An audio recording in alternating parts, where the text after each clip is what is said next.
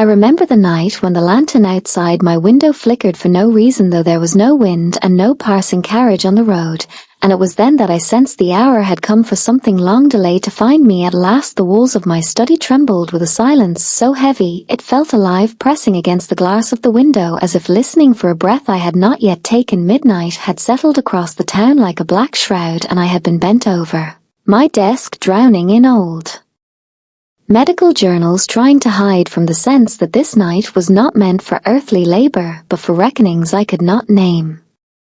It was then that I heard at the knock, slow, deliberate, not of a stranger but of someone who believed they had already been admitted. I did not rise at once, I merely stared at the door as the knock came again, and in that second tap I heard grief, a grief that had waited far longer than I had lived. When I opened the door she was already halfway across the threshold, clothed entirely in mourning, her figure swallowed in a black veil that fell to her hands, hiding her face as if she dared not allow the world to see what loss had made of her. She did not bow or greet, she stood like a statue carved from night air, and when she finally spoke her voice did not tremble, it bled. I have come for help, doctor, but not for myself. I stepped aside, guiding her into the study where the fire had burned low, leaving only pale embers that glowed like the last memories of forgotten souls. She did not look at them, she did not look anywhere it seemed, but inward, her veiled head lowered. She took the edge of the chair, yet did not sit, as though the act of resting might unravel her resolve. Doctor, she said, he is dying, and only you can see him, but you must not ask his name nor his crime, for both are buried and must remain so until their world has no more hours. I asked when I must come, and her reply was at dawn, but you must bring no light, for some truths cannot bear to be seen. She turned then as if pulled by a string tied to something far beyond the walls of my house, and before I could ask another question she was gone, leaving no sound of footsteps, only the faintest scent of damp earth and iron, as if a grave had breathed upon my floor. I stood long after she had vanished, wondering if I had spoken to a living woman, or if sorrow itself had taken shape to summon me to its home. I returned to my desk, but did not read the words blurred on their page. I waited, watching their embers die until darkness claimed them, and in that darkness I thought I saw the outline of her veil lingering near the door. When dawn approached, grey and without song, I wrapped my coat around me and stepped into the cold. The streets were deserted, not even the milkman had begun his rounds, and the houses stood like blind sentinels guarding secrets they feared to recall. I did not know where she lived, yet my feet seemed guided by a path unseen, turning corners I had never walked, until I reached the edge of town where the fields met the river, and there stood a house I had never noticed, though it must have been older than any parish within it. The windows were shuttered, and moss devoured the stones, as if nature herself wished to reclaim the sorrow buried within. I approached without knocking, for the door hung slightly ajar, and through the gap came a breath of air cold enough to touch bone.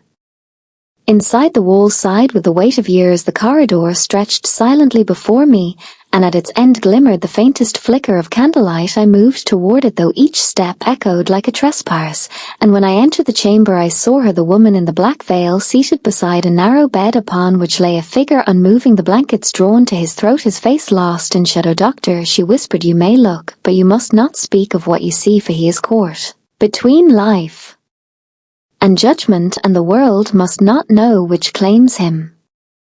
I approached the bed, my hands numb though not from the cold. I leaned closer, and in the dimness I saw features pale as if carved from wax, yet restless as if the soul within still struggled against chains unseen. His eyes were closed, but beneath the lids twitched the frantic dreams of a man who runs through darkness with no escape. His lips moved, yet no sound emerged. I reached to check his pulse, but before I could touch him his eyes snapped open, and in that single gaze I saw a terror so vast it did not belong to flesh, but to something that had looked upon eternity and been denied release. He stared not at me but through me, as if I were only a pane of glass separating him from a horror I could not fathom. Suddenly his hand rose, clutching at the air as though grasping the edge of a veil, and a sound escaped him, not a word, but a moan that carried the weight of every unconfessed sorrow. I stepped back shaken, and the woman stood, placing her gloved hand upon his chest. Her touch silenced him, though his eyes remained open, unblinking. Doctor, she said, it is not his body you must save, but the last breath of truth that clings to him, for he carries a confession that once spoken will unmake more than one life. And so you must choose to heal him or let him pass. Without voice I asked what choice she had made, and through the black fabric I felt her gaze pierce me. I chose to keep the veil, for once lifted it can never be drawn again. For hours I remained in that chamber, watching the light change, though no window allowed the sun to intrude. I listened to the ragged rhythm of his breath, each exhale a plea, each inhale a question unasked, and yet never did she lift her veil nor speak his name. At times her shoulders trembled, as if resisting a storm rising within, yet she uttered no prayer, offered no tears. She merely waited, as if waiting were the final duty of the forsaken. I attempted every remedy known to my trade, but his affliction lay beyond the reach of mortal craft. Each time I touched him his eyes flared with a terror that made me recoil, and I began to fear that if he spoke it would not be in any tongue of man.